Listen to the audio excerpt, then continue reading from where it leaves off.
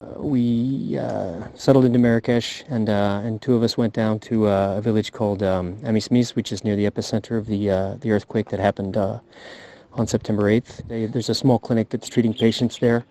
So far, they're working outside in a tent because people are afraid to stay inside buildings, that there might be aftershocks and that the building might collapse. So right now, all the patients are outside.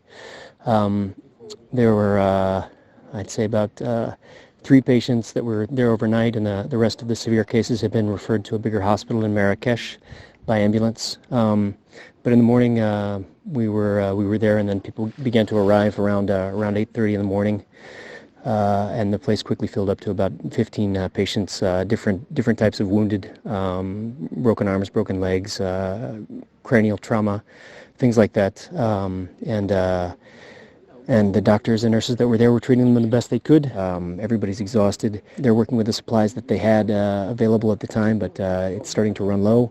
There's been a pretty incredible mobilization on the part of the Moroccan authorities. You see Red Cross volunteers. You see the Moroccan military.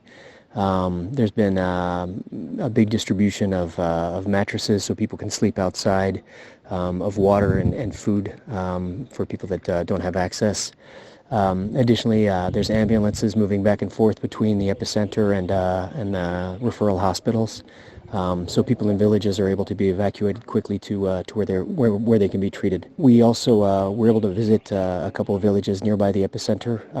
It's really incredible the devastation that we saw. The bigger cities, the more modern buildings seem to have held up pretty well, but a lot of the traditional buildings in the smaller villages have just been completely destroyed. There's nothing left but rubble and rocks. There's an ongoing search for survivors in the rubble.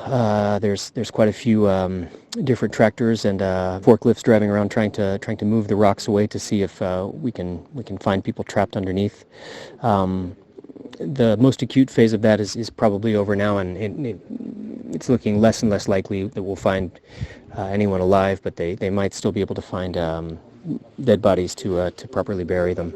For Doctors Without Borders right now, we're making an assessment, trying to see where the needs are and how we can help the Moroccan authorities with their response. We're meeting different hospital directors to see if there are needs in terms of human resources or pharmacy supplies, or if there's logistical needs that we can support them with, and we'll be trying to figure out the best way we can help in the next few days.